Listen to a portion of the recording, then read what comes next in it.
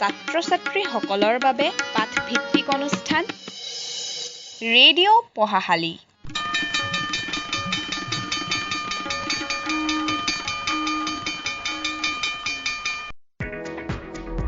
Creating avenues for sustainable self-employment and livelihood options. Oil India Limited's Project Rupantar promotes entrepreneurship, sustainable livelihood, capacity building and economic empowerment of women through self-help groups with focus on the agro-based sector.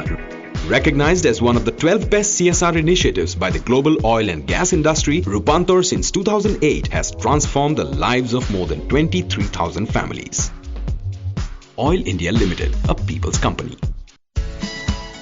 Our villages are home to many hidden sporting talents.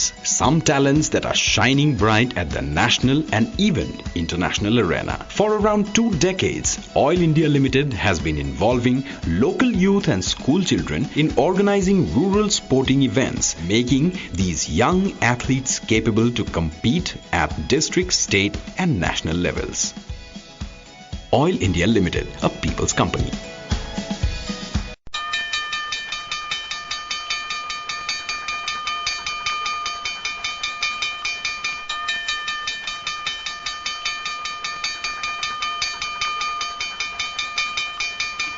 এয়া ছাত্ৰ-ছাত্ৰীসকলৰ বাবে পাঠভিত্তিক অনুষ্ঠান radio' পঢ়াশালী।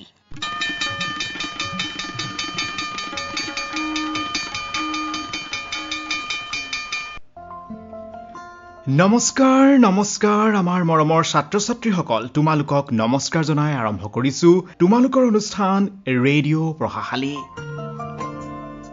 Radio' পঢ়াশালী অনুষ্ঠানটি শুনিবৰ বাবে তোমালোকে ৰেডিঅ'ৰ কাষত বহিছা আৰু ৰেডিঅ' ছেটত টিউন কৰিছা FM বেণ্ডৰ 90.4 মেগাহাৰ্টজত তোমালোকৰ আপোন ৰেডিঅ' ব্ৰহ্মপুত্ৰ 90.4 FM। এইখিনিতে আমাৰ সমূহ শ্ৰোতাক বিশেষভাৱে জনাই দিছো অইল ইণ্ডিয়া লিমিটেডৰ সমৰ্থনত সৰ্বশিক্ষা অভিযান ডিব্ৰুগড় আৰু এবিটাৰ সহযোগিতাত কথা ব্ৰহ্মপুত্ৰৰ প্ৰস্তুতি আৰু ৰেডিঅ' ব্ৰহ্মপুত্ৰৰ দ্বাৰা প্ৰচাৰিত এয়া ছাত্ৰ-ছাত্ৰীসকলৰ বাবে বিশেষ লাইভ অনুষ্ঠান ৰেডিঅ' পঢ়াশালী।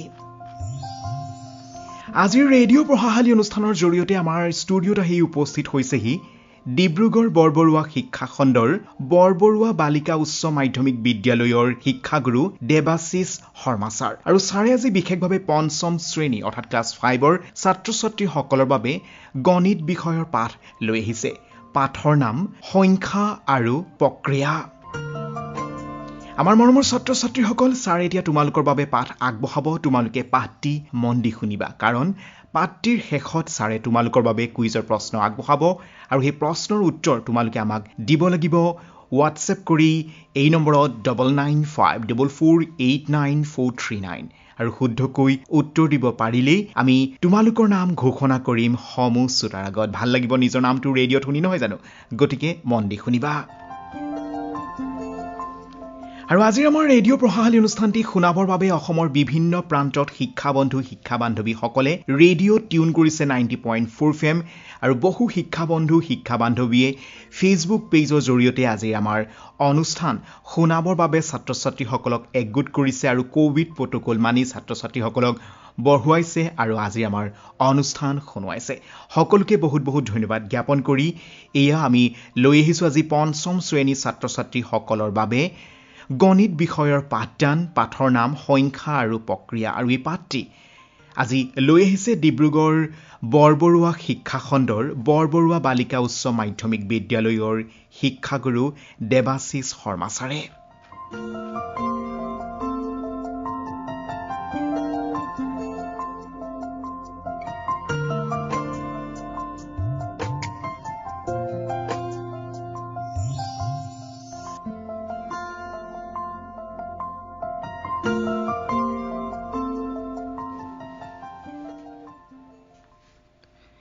মৰমৰ ছাত্ৰ-ছাত্ৰীসকল, অইল ইণ্ডিয়া লিমিটেডৰ সমৰ্থনত আৰু সৰ্বশিক্ষা অভিযান ডিব্ৰুগড় আৰু এবিটাৰ সহযোগিতাত কথা ব্ৰহ্মপুত্ৰৰ প্ৰস্তুতি আৰু ৰেডিঅ' ব্ৰহ্মপুত্ৰৰ দ্বাৰা প্ৰচাৰিত ৰেডিঅ' পঢ়াশালী অনুষ্ঠানলৈ তোমালোক সকলোকে আদৰণি জনাইছোঁ।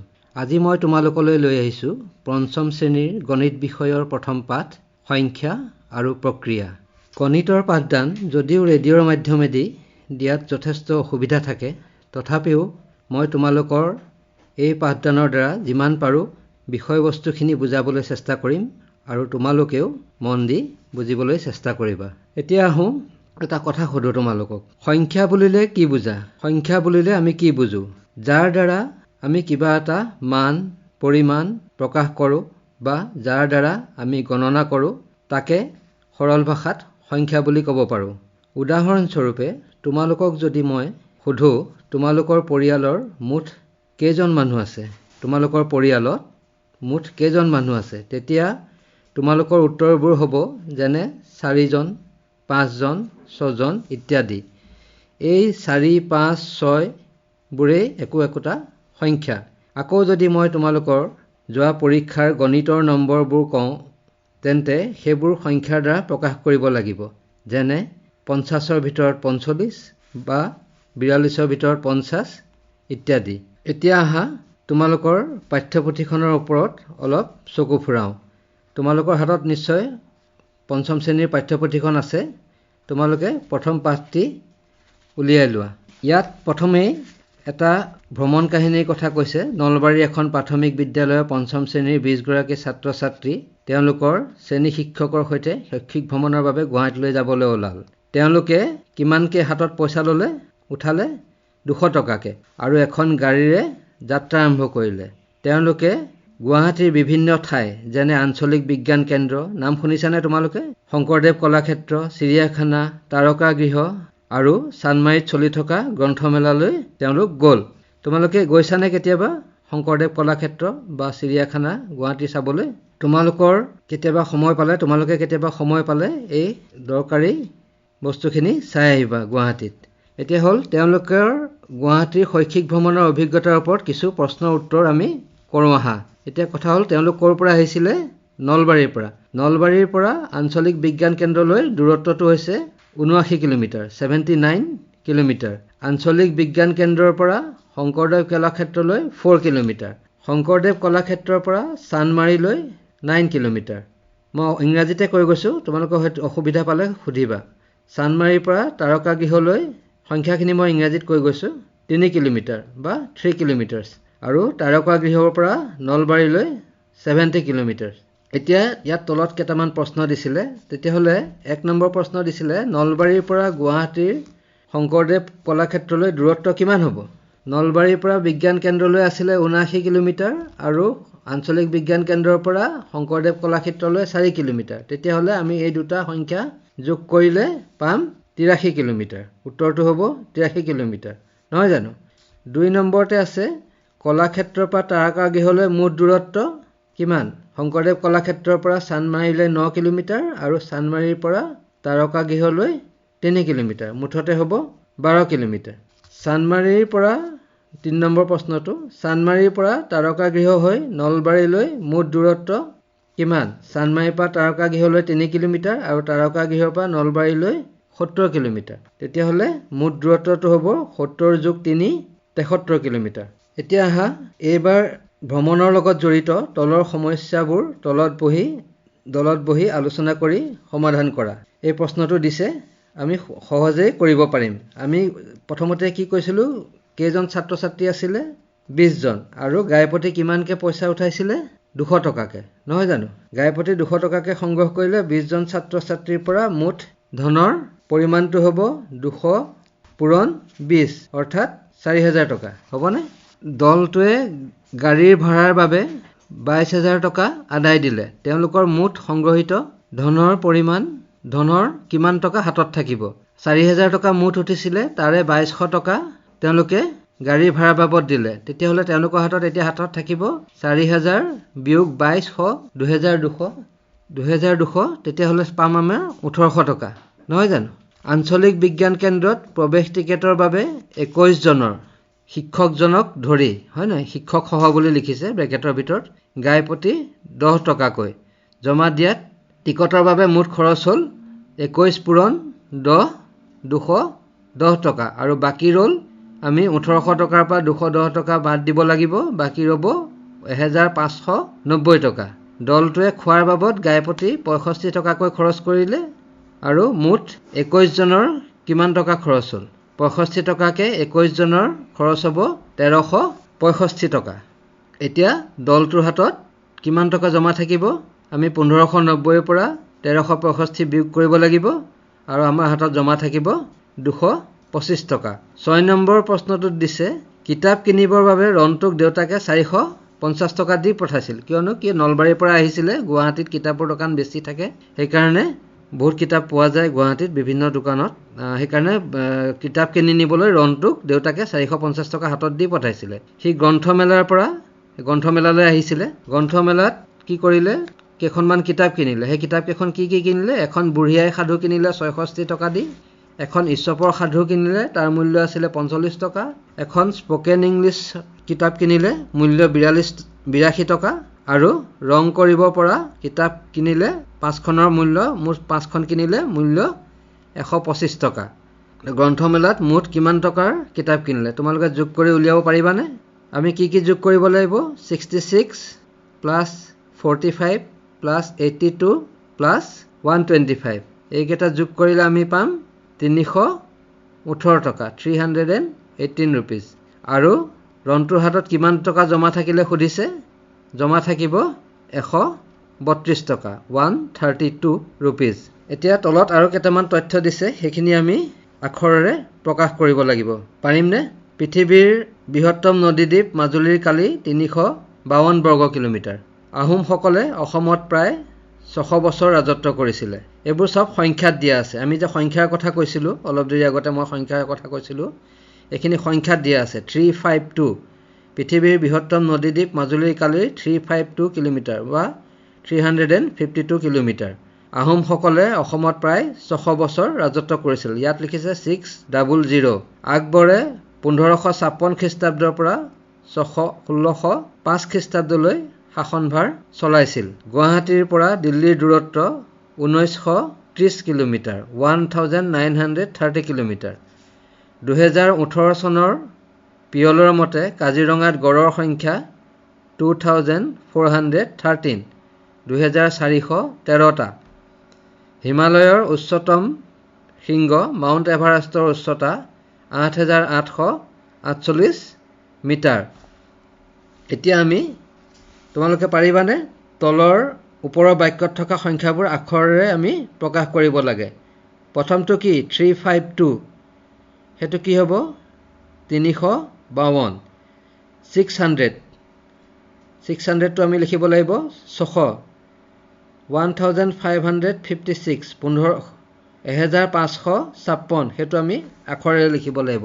তেনেকৈ গোটেইকেইটা প্ৰশ্ন এৰ পৰা এইচলৈকে যোনকেইটা আছে সেইকেইটা আমি হাতেৰে লিখিব লাগিব, আখৰেৰে প্ৰকাশ কৰিব লাগিব। সংখ্যাৰে প্ৰকাশ কৰা আছিলে, আমি আখৰেৰে প্ৰকাশ কৰিব লাগিব। তোমালোকে কিতাপত দেখিছা আখৰেৰে প্ৰকাশ কৰা, এটা তোমালোকক তাৰে প্ৰথমটো কৰি দিছে।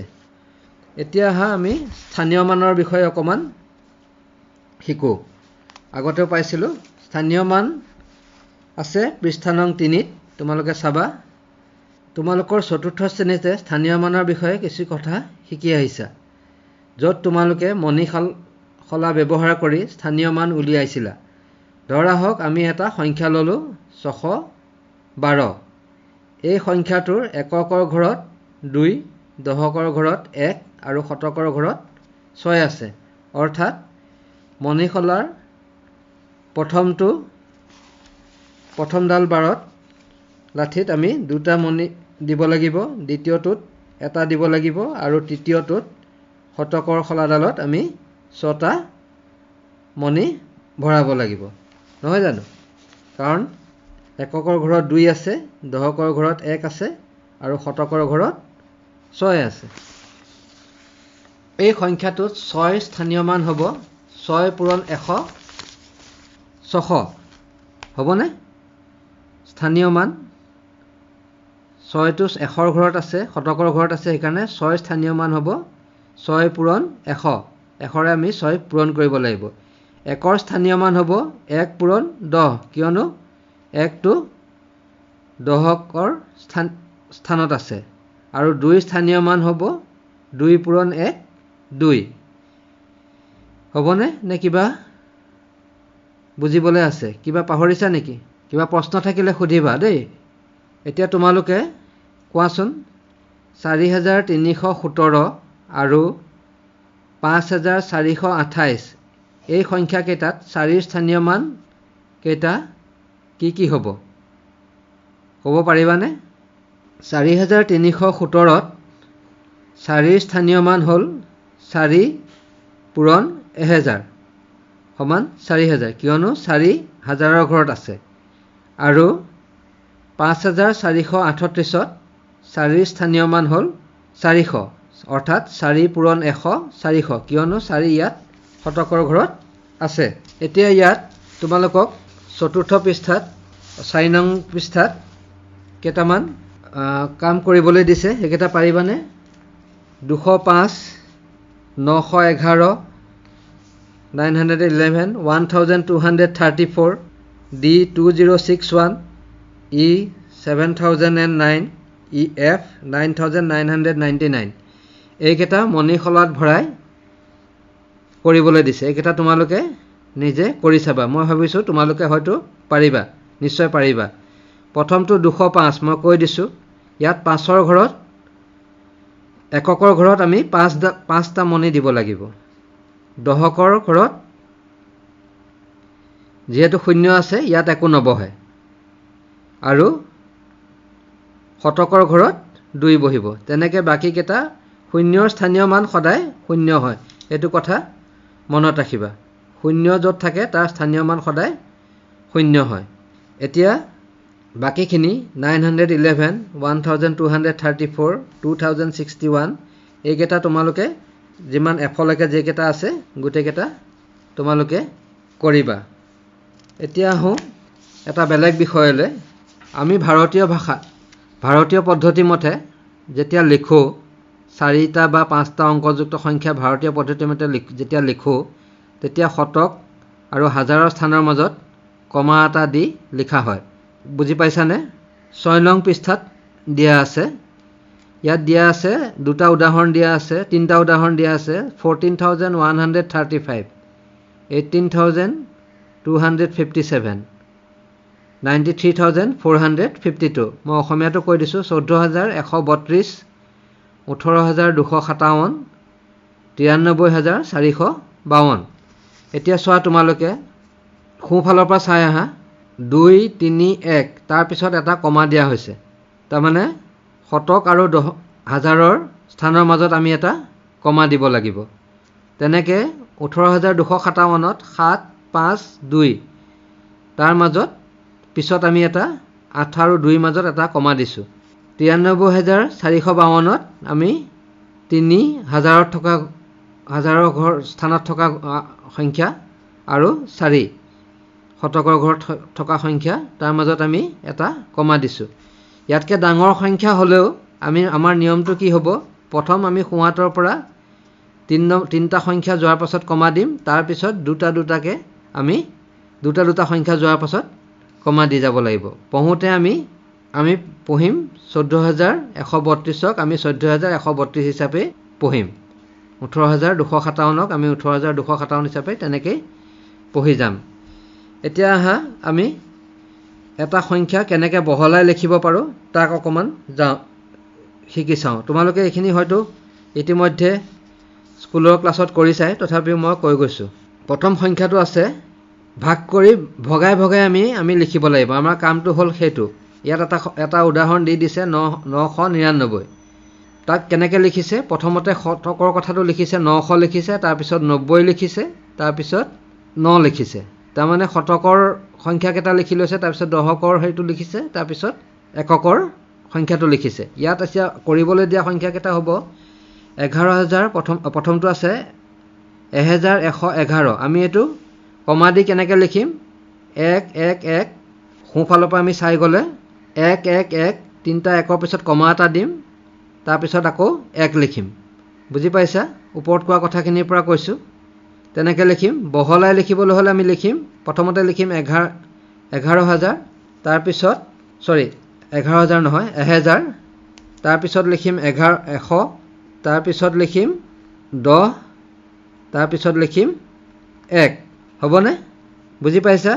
প্ৰথমতে লিখিম 1000 তাৰপিছত লিখিম 100 তাৰপিছত 1000 যোগ 100 যোগ 10 যোগ 1 2 নম্বৰ প্ৰশ্নটো আছে 2450 হেতু কেনেকৈ লিখিব লাগিব 2000 যোগ 400 যোগ 50 ইয়াত এককৰ স্থানত একো নাই শূন্য আছে সেইকাৰণে আমি হেতু নিলিখিলেও হ'ব 3 নম্বৰটো 10981 প্ৰথমতে আমি 10000 লিখিম তাৰপিছত 900 লিখিম তাৰপিছত 80 লিখিম তাৰপিছত 1 লিখিম তেনেকৈ বাকি অংক কেইটাও আমি কৰি যাব লাগিব কৰিব পাৰিবানে মই গোটেই কেইটা কৈ দিছো তাৰপিছৰটো 55652 হেতু আমি লিখিব লাগিব 50000 তাৰপিছত 5000 যোগ 5000 প্লাস 600 প্লাস 50 প্লাস 2 75902 এটো আমি প্ৰথমতে লিখিব লাগিব 70000 প্লাস 5000 প্লাস 900 প্লাস দহকৰ ঘৰত একো নাই 0 প্লাস 2 হ'ব বাকি কেইটা মই তোমালোকক পিছত কৰিবলৈ দিম এতিয়া সংক্ষিপ্ত ৰূপত লিখা এটো আমি বহলাই লিখিলো এতিয়া সংক্ষিপ্ত ৰূপত লিখিব লাগে বহলাই লিখা আছে আমি সংক্ষিপ্ত ৰূপত লিখিব লাগে প্ৰথমটো কি আছে 800 যোগ 80 যোগ 9 এটো কি হ'ব বাৰু যোগ কৰিলে 889 হ'বনে 889 2 নম্বৰটো 2000 যোগ 200 যোগ 20 যোগ 2 কি হ'ব এটো যোগ কৰিলে কি পাম আমি 2222 3 নম্বৰটো আছে 600 প্লাস 0 প্লাস 330 প্লাস 1 তাৰ মানে 631 600 প্লাস 0 প্লাস 30 প্লাস 1 631 তেনেকৈ বাকি কেইটাও তোমালোকে পাৰিবা 10000 প্লাস 6000 কিমান হ'ব 10000 প্লাস 6000 হলে 16000 প্লাস 500 16500 আৰু 40 আৰু 3 43 16543 আৰু শেষৰটো হ'ব 30067 এতিয়া বাকি তলত দিয়া আছে আমি সংখ্যাত লিখিব লাগে পাৰিবা নহয় 9805 আমি আগতে সংখ্যাৰ পৰা আখৰত লিখিছিলো এবাৰ আমি আখৰৰ পৰা সংখ্যাত লিখিম তোমালোকে নিশ্চয় পাৰিবা এইকেইটা মই পুনৰ কৈ নিদিও তোমালোকে নিজে কৰি চাবা এতিয়া আহা সৰুৰ পৰা ডাঙৰলৈ সজোৱা কেইটামান সংখ্যা দিয়া আছে তাক আমি সৰুৰ পৰা ডাঙৰলৈ সজাব লাগে প্ৰথমটো এ দিয়া আছে a 723 732 690 আৰু 960 এটি ইয়াৰ ভিতৰত আটাইতকৈ সৰু সংখ্যা কোনটো 690 তাৰ পিছত আহিলে 723 তাৰ পিছত আহিলে 732 আৰু শেষত 960 আমি কেনেকৈ ইয়াত পাতিব লাগিব 690 723 732 960 2 নম্বৰটো আছে 2823 2832 3282 3228 ইয়াত প্ৰথম আটাইতকৈ সৰু সংখ্যা কোনটো প্ৰথমটোৱে হয়নে 2823 টোৱে আটাইতকৈ সৰু এতিয়া আমি প্ৰথমতে 2823 টো পাতিম তাৰ পিছত 2832 টো পাতিম তাৰ পিছত 3228 টো পাতিম আৰু শেষত 3282 টো পাতিম হ'বনে সিট আছে 69002 96200 96002 আৰু 69200 ইয়াত প্ৰথমতে আমি পাতিব লাগিব আটাইতকৈ সৰু কোনটো বাৰু 69002 তাৰ পিছত পাতিম 69200 তাৰ পিছত পাতিম 96002 তাৰ পিছত 96200 ইয়াৰ বাকি কেইটা তোমালোকে নিজে কৰিবা এতিয়া আমি ডাঙৰৰ পৰা সৰুলৈ সজাব লাগে। আগতে আমি এতিয়া কৰি যাওঁতে কৰিছিলোঁ সৰুৰ পৰা ডাঙৰলৈ, এতিয়া কৰিম আমি ডাঙৰৰ পৰা সৰুলৈ। ইয়াত চোৱা কি কি আছে। প্ৰথমটো মই কৈ দিছোঁ, 5236, 2365, 6325, 3652। ইয়াৰ ভিতৰত আটাইতকৈ ডাঙৰটো কোনটো? 6325। আমি প্ৰথমতে সেইটো সংখ্যা লিখিম, তাৰপিছত কমা দি 5236 লিখিম, তাৰপিছত 3652 লিখিম, আৰু তাৰপিছত শেষত 2365 লিখিব লাগিব, হয়নে? বিত দিয়া আছে 69,302, 96,302, 69,203 আৰু 96,320। ইয়াত আটাইতকৈ সৰু কোনটো বাৰু? 69,203 আটাইতকৈ সৰু, সেইটো আমি প্ৰথমতে লিখিম। তাৰপিছত লিখিম 69,302, সেইটো লিখিম। তাৰপিছত লিখিম 96,320। চৰি, মই আকৌ এবাৰ কৈ দিছোঁ, ডাঙৰৰ পৰা সৰুলৈ কওঁতে অকণমান খেলি মেলি হৈছিলে। ডাঙৰৰ পৰা সৰুলৈ লিখিব লাগিব। ডাঙৰ লিখিব লাগিব 96,320, তাৰপিছত লিখিব 96,302, তাৰপিছত লিখিব লাগিব 69,302, তাৰপিছত শেষত 69,203। চি আৰু ডিটো তোমালোকে নিশ্চয় তেনেকৈ কৰি ল'ব পাৰিবা। এতিয়া আমি দুটা সংখ্যা তুলনা কৰিলে কেনেকৈ লিখিব পাৰোঁ? আমি তিনিটা চিন সাধাৰণতে ব্যৱহাৰ কৰোঁ, ডাঙৰ, সৰু আৰু সমান। এতিয়া সমান চিনটো তোমালোকে সকলোৱে চিনি পোৱা। ডাঙৰ লিখিবলৈ হ'লে যিটো জোঙা ফালটো আমি এই সংখ্যাত চোৱা, পেজ নম্বৰ 9 তাত লিখা আছে ওপৰত। প্ৰথম সংখ্যাটো আমি পঢ়িব লাগিব। ধৰা উদাহৰণ মই কৈছোঁ 10, এই চিনটো দিলোঁ জোঙা ফালটো দি, তলত ইফালে লিখিলোঁ, সোঁহাতে লিখিলোঁ 7, 10 7তকৈ ডাঙৰ। তাৰ পিছৰ চিনটো আমি যদি জোঙা ফালটোত আমি যদি 10টো লিখোঁ, ইফালে জোঙা ফালটোত 7টো লিখিব লাগিব, ইফালে 10টো লিখিলে আমি পঢ়িম 7 10তকৈ সৰু। পঢ়াটো আমি তেনেকৈ পঢ়িব লাগিব। আৰু সমান চিনটো তোমালোকে চিনি পোৱাই, ধৰা 10 = 10, 5 = 5, তেনেকৈ আমি এই চিনটো ব্যৱহাৰ কৰিব পাৰোঁ। এতিয়া ইয়াত এটা উদাহৰণ দিয়া আছে। এ 38,640 সৰু, 48,694তকৈ সৰু, 48,694তকৈ সৰু। এতিয়া ইয়াত বাকীকেইটাত কেনেকুৱা চিন বহিব? 10,243 আৰু ইফালে আছে 11,000। কোনটো চিন বহিব? 2 নম্বৰ চিনটো বহিব, নহয় জানো? 10,243 11,000তকৈ সৰু। 10,000 বিত দিয়া আছে 10,040 আৰু ইফালে দিয়া আছে 10,004।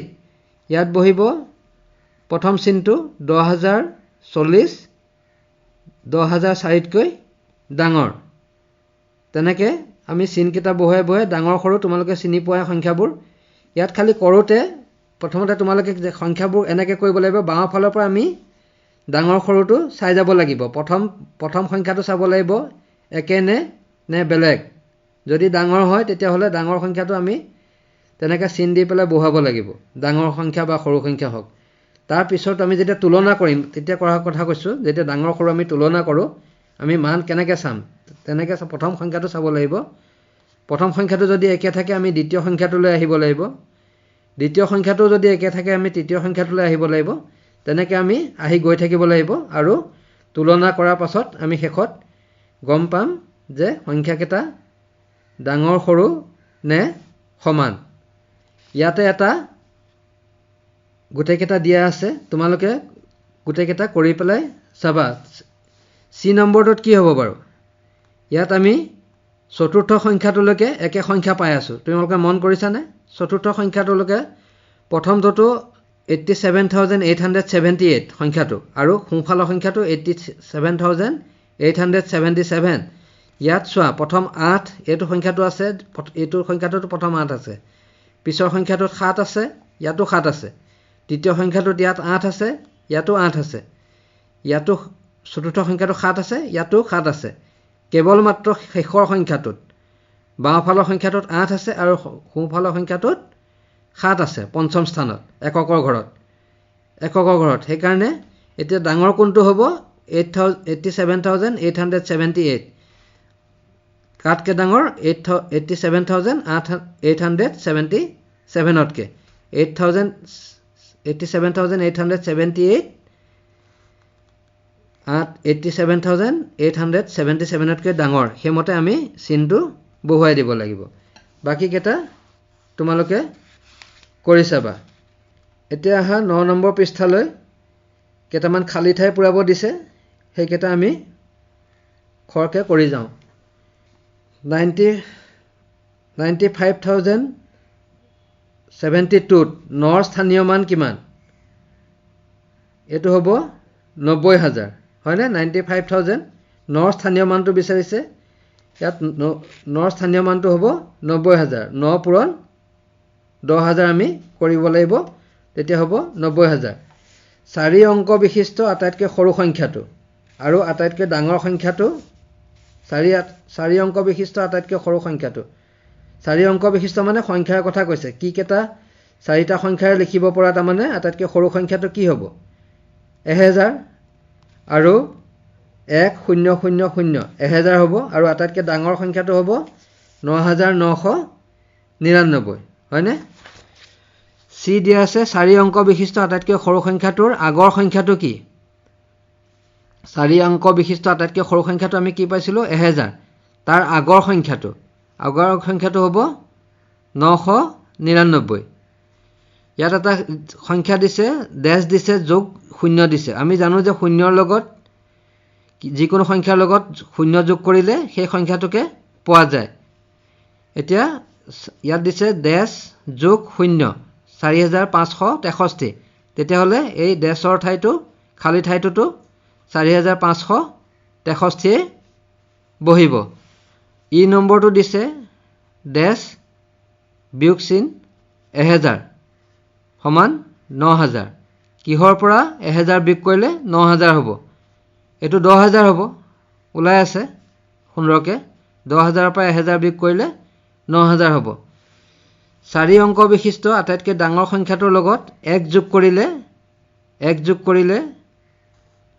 4 অংক বিশিষ্ট আটাইতকৈ ডাঙৰ সংখ্যাটোৰ লগত 1 যোগ কৰিলে ডেশ অংক বিশিষ্ট আটাইতকৈ সৰু সংখ্যাটো পোৱা যায় এইটো কি হ'ব 4 অংক বিশিষ্ট আটাইতকৈ ডাঙৰ সংখ্যা কি 4 অংক বিশিষ্ট আটাইতকৈ ডাঙৰ সংখ্যাটো কি হয় 9,999 তাৰ লগত 1 যোগ কৰিলে কি হ'ব 10,000 হ'ব হেতু কি হ'ব 5 অংক বিশিষ্ট আটাইতকৈ সৰু সংখ্যাটো পোৱা যায় তাৰমানে এই খালী ঠাইত 5 বহিব বুজি পাইছা এতিয়া আমি তোমালোকে 11 পৃষ্ঠাটো চোৱা 11 পৃষ্ঠাত এখন চাৰ্ট দিয়া আছে স্থানীয় মানৰ তালিকাখন চাই ডাঙৰ সংখ্যা পঢ়াৰ নিয়মখিনি আমি এইখনৰ পৰা জানিব পাৰোঁ ইয়াত চোৱা দিয়া আছে কোটিৰ গোট দিয়া আছে লাখৰ গোট হাজাৰৰ গোট এককৰ গোট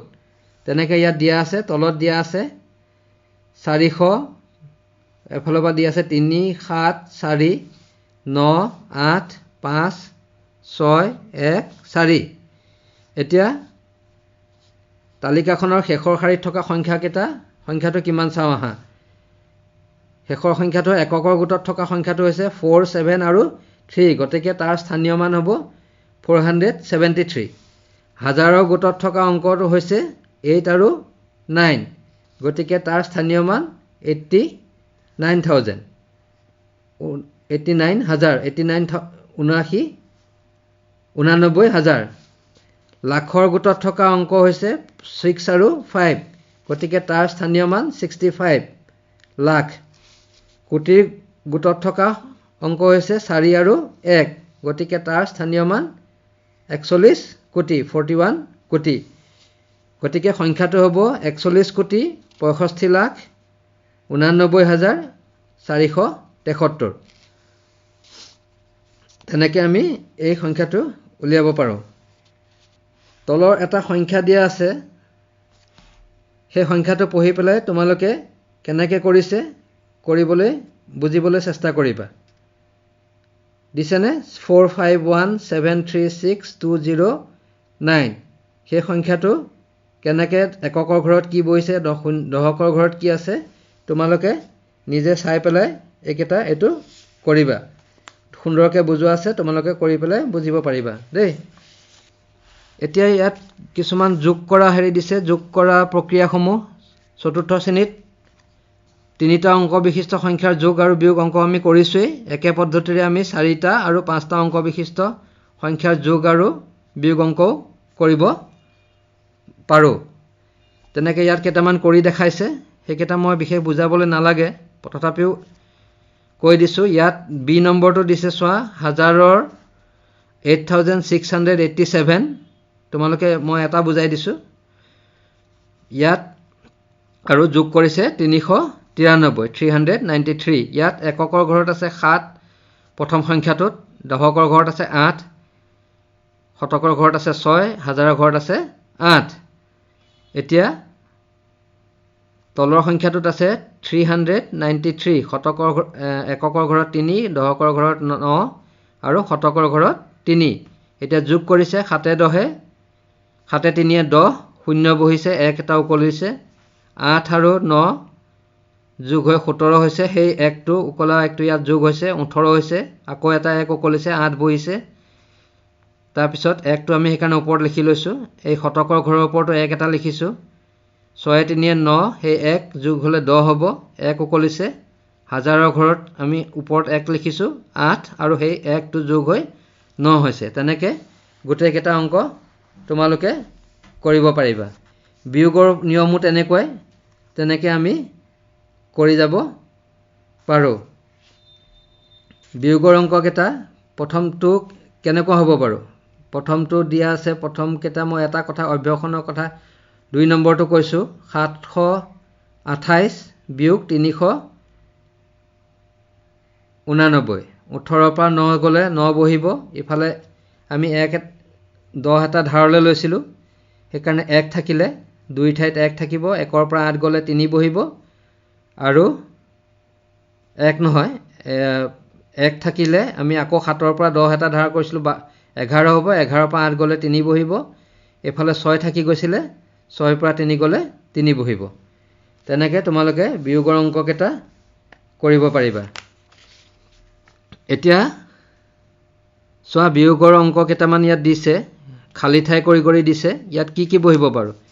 5 দিছে, এটা খালী দিছে, 3 4 6, তাৰপিছত এটা দিছে খালী ঠাই এটা দিছে 7201, আকৌ এটা 700 এটা খালী ঠাই দিছে, তাৰপিছত 7 2 1 লিখিছে, আকৌ এটা খালী ঠাই দিছে।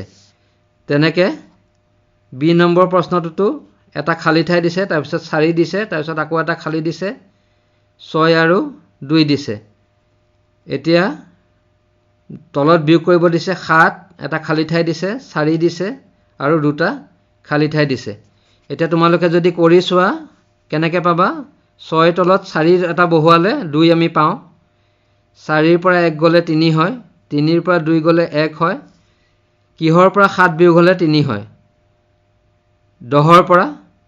আমি ইয়াত 0 এটা বহাব লাগিব, এই 0টো বহোৱা মানে 5ৰ পৰা এটা ধাৰ 10 এটা ধাৰ হৈছে, সেইকাৰণে আমি ইয়াত 4 বহিব, 4ৰ পৰা 2 গ'লে 2 বহিছে, সেইকাৰণে তলৰ সংখ্যাটোত 2 বহিব। খালী ঠাইকেইটাত ওপৰত এটাত বহিব 0, ইফালৰ কেইটাত 2 আৰু 4 বহিব তলৰ সংখ্যাকেইটাত।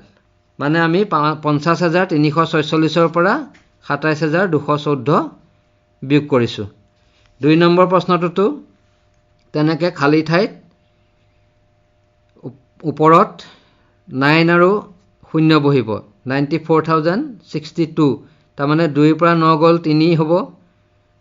তলৰ সংখ্যাকেইটাত আমি তেনেকৈ বহাবলগীয়া হৈছে, 2ৰ পৰা 3 গ'ল 9 হৈছে, 6ৰ পৰা 6 নাথাকে, 6ৰ পৰা আমি 10 এটা কৰি লৈছোঁ, ধাৰলৈ লৈছোঁ, সেইকাৰণে ইয়াত 5 আছিলে, 5ৰ পৰা 0 গ'লে 5 থাকিব, আকৌ 10ৰ পৰা 10 কৰিব লাগিব, সেইকাৰণে তাৰ পৰা 4 গ'লেহে 6 থাকে, সেইকাৰণে আমি 0 বহাইছোঁ, ইয়াত 4 পৰা 10 এটা ধাৰ কৰাৰ কাৰণে 3 থাকিব, 3 পৰা 2 গ'লে 1 থাকিলে, আৰু এফালে শেষত 9, 9 পৰা 7 গ'ল 2 থাকিলে। হোমৱৰ্ক দিম। হোমৱৰ্ক এটা তোমালোকে এতিয়া কিবা পঢ়োৱাখিনিৰ ভিতৰত কিবা বুজি পোৱা টান পালা নেকি? মই আকৌ ইয়াত পূৰণৰ অংকও আছে, তেনেকৈ পূৰণখিনিও তোমালোকে কৰিব পাৰিবা, একো টান নহয়। পূৰণ অংক আগৰ নিচিনাকৈ কৰিব পাৰা, যেনেকৈ ইয়াত দুটা কেইটামান কৰি দেখাইছে, 125 পূৰণ 45, 324 পূৰণ 51, তেনেকৈ কৰি দেখাইছে, সেইকেইটা কৰি চাবা। এতিয়া হোমৱৰ্ক কেইটামান দিছোঁ, তোমালোকে প্ৰথমতে যোৱা 6 নম্বৰ পৃষ্ঠালৈ। এই বহলাই লিখাটোৰ এইটো 86,712, সেইটো গৃহকৰ্ম কৰিবা। হোমৱৰ্ক বহলাই লিখিবা আৰু কমা দি লিখিব লাগিব দেই। তাৰপিছত আহিলে পেজ নম্বৰ 8, গৃহকৰ্ম দিছোঁ চি নম্বৰ প্ৰশ্নটো। 92,725ত 92725ত 9ৰ স্থানীয় মান কিমান সেইটো উলিয়াব লাগে। আৰু ইটো কৰিবা 61,241, 61241, তাত তলত 2ৰ তলত আণ্ডাৰলাইন কৰা আছে, সেইটো 2ৰ স্থানীয় মান উলিয়াবা। আৰু দিছোঁ দুটামান, লিখি লোৱা। এতিয়া যে কৰিছিলোঁ বিয়োগ অংককেইটা, তাৰ চি আৰু ডিটো কৰিবা। খালী ঠাই বাকচটো দিয়া আছে 5635, বিয়োগ 3037, খালী ঠাই 2 আৰু খালী ঠাই আছে যে চি আৰু ডি নম্বৰ অংক দুটা তোমালোকে ঘৰত কৰিবা। গৃহকৰ্ম দিছোঁ দেই। আৰু শেষত 8,000 পূৰণৰ এটা অংক দিছোঁ, 8,507ক 14ৰে পূৰণ কৰিবা। তাৰ তলত কেইটামান আখৰৰ অংক আছে, সেইকেইটা মই কৈ গৈছোঁ। তাৰে 2 নম্বৰ অংকটো তোমালোকক কৰিব দিছোঁ, বাকীকেইটাও কৰিবা, বিশেষকৈ 2 নম্বৰটো কৰিবা। তাত মই পঢ়ি গৈছোঁ, প্ৰশ্নটো পঢ়া। ৰমাৰ মাক, মই অকণমান বুজাইও দিম। ৰমাৰ মাকৰ আহিলি আয়, ৰমাৰ মাকৰ আহিলি আয়, মাহিলী আয় 15,000 টকা। তেখেতে তাৰে প্ৰতিমাহে 5,000 টকা পোষ্ট অফিচত জমা ৰাখে। মাহিলী আয় কিমান? 15,000 টকা। তাৰে 5,000 টকা পোষ্ট অফিচত জমা ৰাখে। এবছৰত তেওঁ কিমান টকা পোষ্ট অফিচত জমা ৰাখে আৰু প্ৰতি মাহত তেওঁৰ আয়ৰ কিমান টকা বাকী থাকে? বুজি পাইছানে? তোমালোকে প্ৰথমতে মাহে কিমান টকা থাকে উলিয়াই ল'ব লাগিব, আৰু তাৰপিছত বছৰি কিমান টকা, এবছৰত তেওঁ কিমান টকা জমা ৰাখে সেইটো উলিয়াব লাগিব দেই। 3 নম্বৰ নহয়, 4 নম্বৰ প্ৰশ্নটো দিছোঁ, সেইটো কৰা। ৰমেনে গুৱাহাটীলৈ পটল বিক্ৰী কৰিবলৈ গ'ল। তেওঁ প্ৰতি কিলো 40 টকা দৰত 30 কিলোগ্ৰাম পটল বিক্ৰী কৰিলে। তেওঁ কিমান টকা অৰ্জন কৰিলে? পটল বেচিবলৈ ক'লৈ গ'ল? গুৱাহাটীলৈ গ'ল। প্ৰতি কিলো 40 টকা দৰত 30 কিলোগ্ৰাম পটল বিক্ৰী কৰিলে। তেওঁ কিমান টকা অৰ্জন কৰিলে? এইটো কি কৰিব লাগিব? পূৰণ কৰিব লাগিব। তেনেকৈ কৰি পেলাই উলিয়াবা। তোমালোকক মই গোটেই পাঠটো যিমান পাৰোঁ চেষ্টা কৰি বুজালোঁ। হয়তো তোমালোকে বুজি পাইছা, কিবা নাই বুজা যদি সুধিবা। এইখিনিয়ে হ'ল সংখ্যা আৰু প্ৰক্ৰিয়াৰ তোমালোকৰ প্ৰথম লেচনটোৰ থুলমূল এটা আভাস মই দিবলৈ চেষ্টা কৰিলোঁ। ধন্যবাদ। আমাৰ মৰমৰ ছাত্ৰ ছাত্ৰীসকল, তোমালোকে শুনি আছা তোমালোকৰ অনুষ্ঠান ৰেডিঅ' পঢ়াশালী। আৰু আজিৰ ৰেডিঅ' পঢ়াশালী অনুষ্ঠানৰ জৰিয়তে তোমালোকৰ বাবে গণিত বিষয়ৰ সংখ্যা আৰু প্ৰক্ৰিয়া পাঠটি আগবঢ়াই আছে ডিব্ৰুগড় জিলাৰ বৰবৰুৱা শিক্ষাখণ্ডৰ বৰবৰুৱা বালিকা উচ্চ মাধ্যমিক বিদ্যালয়ৰ শিক্ষাগুৰু দেৱাশীষ শৰ্মা ছাৰে। আৰু ছাৰে আজি বিশেষভাৱে 5ম শ্ৰেণী অৰ্থাৎ ক্লাছ 5ৰ ছাত্ৰ ছাত্ৰীসকলৰ বাবে গণিতৰ বিষয়ৰ পাঠদান লৈ আহিছে। পাঠৰ নাম সংখ্যা আৰু প্ৰক্ৰিয়া। এইখিনিতে আমাৰ সমুশ্বৰক বিশেষভাৱে জনাই দিছো অইল ইণ্ডিয়া লিমিটেডৰ সমৰ্থনত সৰ্বশিক্ষা অভিযান ডিব্ৰুগড় আৰু এবিটাৰ সহযোগিতাত কথা ব্ৰহ্মপুত্ৰ প্ৰস্তুতি আৰু ৰেডিঅ' ব্ৰহ্মপুত্ৰৰ দ্বাৰা প্ৰচাৰিত এয়া ছাত্ৰ ছাত্ৰীসকলৰ বাবে বিশেষ লাইভ অনুষ্ঠান ৰেডিঅ' পঢ়াশালী আৰু আজি ৰেডিঅ' পঢ়াশালী অনুষ্ঠানটি অসমৰ বিভিন্ন প্ৰান্তত আমাৰ শিক্ষাবন্ধু শিক্ষা বান্ধৱীসকলে ছাত্ৰ ছাত্ৰীসকলক কোভিড প্ৰট'কল মানি শুনাই আছে ছাৰে আমাৰ ছাত্ৰ ছাত্ৰীসকলৰ বাবে আগবঢ়াব আজিৰ পাঠটিৰ ওপৰত সজাই অনা কুইজৰ প্ৰশ্ন আমাৰ ছাত্ৰ ছাত্ৰীসকল মন দি শুনিবা কুইজৰ প্ৰশ্ন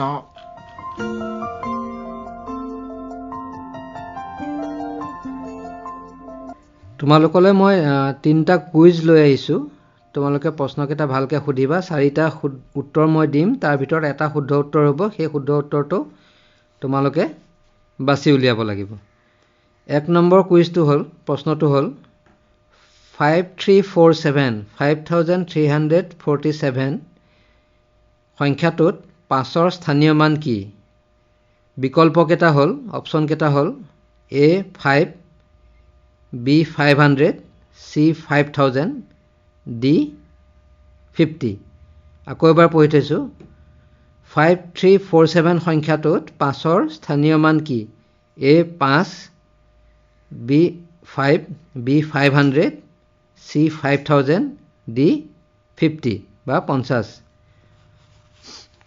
2 নম্বৰ প্ৰশ্নটো এটা যোগফল সংক্ষিপ্ত কৰা তোমালোকক পঢ়াই গৈছিলোঁ সংক্ষিপ্ত আকাৰত লিখা 3000 plus 300 plus 30 plus 3 একেটা যোগ কৰিলে কি পাবা অপশ্যন A বিকল্প A 3330 B 3333 C 3003 আৰু D 3303 3 নম্বৰ প্ৰশ্নটো আহিলে 4টা সংখ্যা কম হেকেটা সৰুৰ পৰা ডাঙৰলৈ সজাব লাগিব সংখ্যাকেইটা হ'ল 4237 4235 4374 4372 আকৌ এবাৰ পঢ়ি দিছোঁ 4237 4235 4374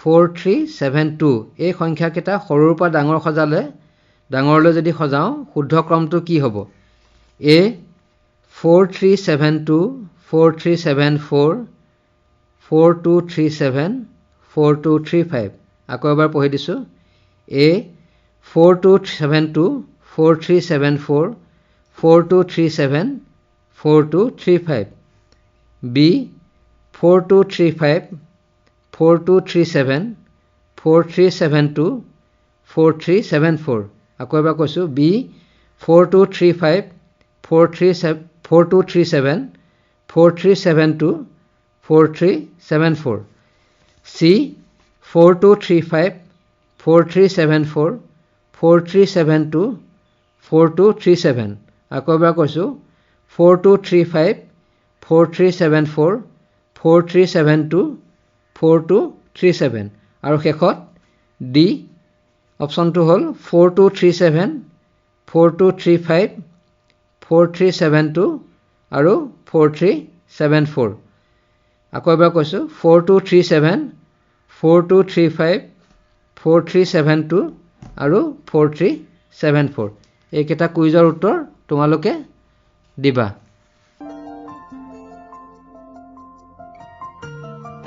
আমাৰ ছাত্ৰ ছাত্ৰীসকল তোমালোকে এই কুইজৰ প্ৰশ্নকেইটাৰ উত্তৰ কেনেকৈ দিবা এবাৰ কৈ দিছোঁ উত্তৰ দিবৰ বাবে একেবাৰে সহজ প্ৰথমে এখন কাগজত একেবাৰে ওপৰত লিখিবা আজিৰ তাৰিখটো হয় আজিৰ তাৰিখটো লিখিবা তাৰ পাছতেই 1 নম্বৰ লিখি 1 নম্বৰ প্ৰশ্নৰ উত্তৰ 2 নম্বৰ লিখি 2 নম্বৰ প্ৰশ্নৰ উত্তৰ 3 নম্বৰ লিখি 3 নম্বৰ প্ৰশ্নৰ উত্তৰ লিখিবা তাৰ পাছত সেই কাগজখন ফটো মাৰিবা কিন্তু এটা কথা মনত ৰাখিবা কলমেৰে লিখিবা প্ৰথমে লিখিবা আজিৰ তাৰিখটো হয় প্ৰথমে লিখিবা আজিৰ তাৰিখটো তাৰ পাছতে লিখিবা তোমাৰ নাম বিদ্যালয়খনৰ নাম আৰু তুমি কোনখন জিলাৰ হেয়া লিখিবা তাৰ পাছতে 1 নম্বৰ লিখি 1 নম্বৰ প্ৰশ্ন উত্তৰ 2 নম্বৰ লিখি 2 নম্বৰ প্ৰশ্ন উত্তৰ 3 নম্বৰ লিখি 3 নম্বৰ প্ৰশ্ন উত্তৰ লিখিবা তাৰ পাছত সেই কাগজখন ফটো মাৰি WhatsApp যোগে আমালৈ প্ৰেৰণ কৰি দিবা আমাৰ নম্বৰ হৈছে 9954489439 পুনৰবাৰ কৈ দিছো 9954489439 এইখিনিতে আমাৰ সমূহ শ্ৰোতাক বিশেষভাৱে জনাই দিছোঁ অইল ইণ্ডিয়া লিমিটেডৰ সমৰ্থনত সৰ্বশিক্ষা অভিযান ডিব্ৰুগড় আৰু এবিটাৰ সহযোগিতাত কথা ব্ৰহ্মপুত্ৰৰ প্ৰস্তুতি আৰু ৰেডিঅ' ব্ৰহ্মপুত্ৰৰ দ্বাৰা প্ৰচাৰিত এয়া আমাৰ ছাত্ৰ ছাত্ৰীসকলৰ বাবে বিশেষ অনুষ্ঠান ৰেডিঅ' পঢ়াশালী। একেবাৰে শেষত আমি ছাৰৰ পৰা অকণমান জানিব বিচাৰিম আজিৰ অভিজ্ঞতা অকণমান, যদি আৰু কিবা যদি ক'বলগীয়া আছে ছাত্ৰ ছাত্ৰীসকলক লৈ বা অভিভাৱকসকলক লৈ আপুনি কওক, তাৰ পাছতে আমি আপোনাৰ পৰা বিদায় মাগিম। মোৰ তোমালোকলৈ আৰু অভিভাৱকসকললৈ এইটোৱেই অনুৰোধ আছে যে এতিয়া আমাৰ যিহেতু বিদ্যালয়সমূহ বন্ধ হৈ আছে COVID-19 কাৰণে, সেইকাৰণে তোমালোকে নিজৰ যিটো পঢ়া শুনা সেইটো কেতিয়াও ব্যাহত নকৰিবা, সেইটো সদায় চলাই ৰাখিবা, কেতিয়াও বাদ নিদিবা। আৰু শিক্ষক শিক্ষয়িত্ৰীসকলে অনলাইনতে হওক বা অফলাইনতে হওক দিবলৈ চেষ্টা কৰিছে, সকলোৰে হাতত মোবাইল নাথাকে, সেইকাৰণে অনলাইন মাধ্যমৰ দ্বাৰা সকলোকে শিক্ষক শিক্ষয়িত্ৰীসকলে ঢুকি নাপায়, তথাপিও বিভিন্ন উপায়েৰে চেষ্টা কৰা হৈছে। তাৰ ভিতৰত এইটো এটা অতি উত্তম মাধ্যম ৰেডিঅ'ৰ দ্বাৰা, সেইটো ৰেডিঅ' ব্ৰহ্মপুত্ৰই এটা সুন্দৰ পদক্ষেপ লৈছে, আৰু তাত আমি সহায় সহযোগ যিমান পাৰোঁ কৰিবলৈ চেষ্টা কৰিছোঁ। তেনেকৈ হ'লেও মুঠতে পঢ়া শুনাটো এৰি নিদিবা, পঢ়া শুনাটো এৰি দিলে এটা তোমালোকৰ আৰু অভিভাৱকসকলক কৈছোঁ আপোনালোকৰ ল'ৰা ছোৱালীৰ ডাঙৰ ক্ষতি হ'ব, কাৰণ ধাৰাবাহিকতাটো সদায় আমি বজাই ৰাখিব লাগিব পঢ়া শুনাৰ ক্ষেত্ৰত।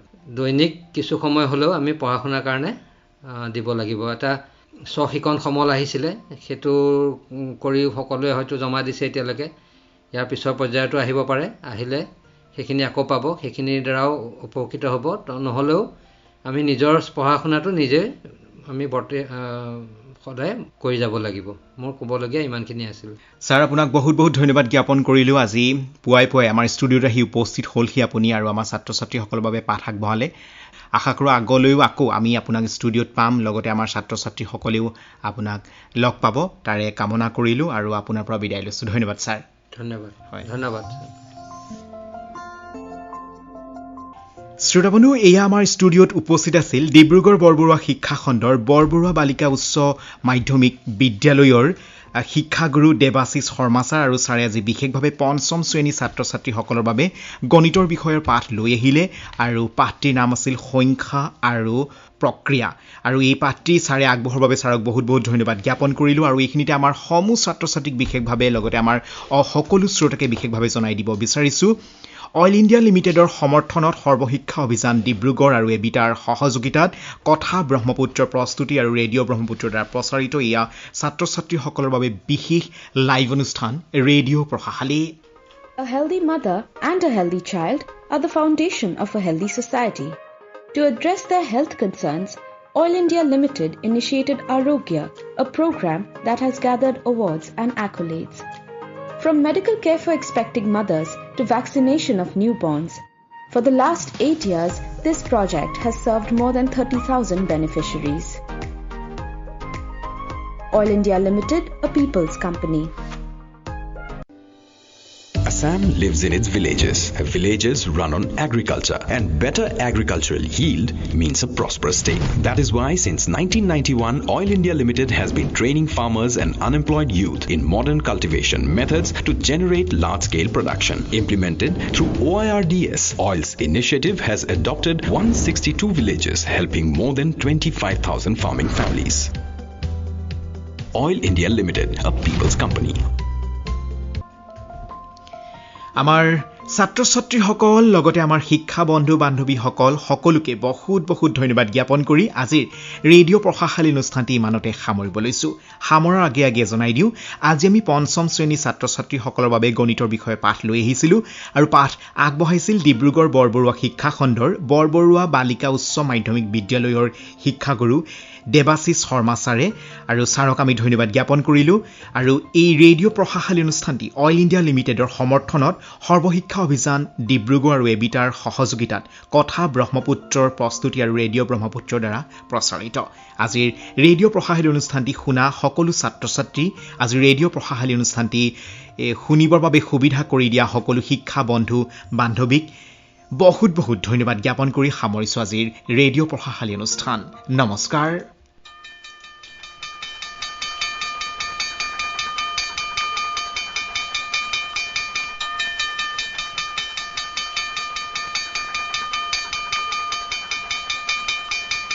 এয়া ছাত্ৰ-ছাত্ৰীসকলৰ বাবে পাঠভিত্তিক অনুষ্ঠান ৰেডিঅ' পঢ়াশালী।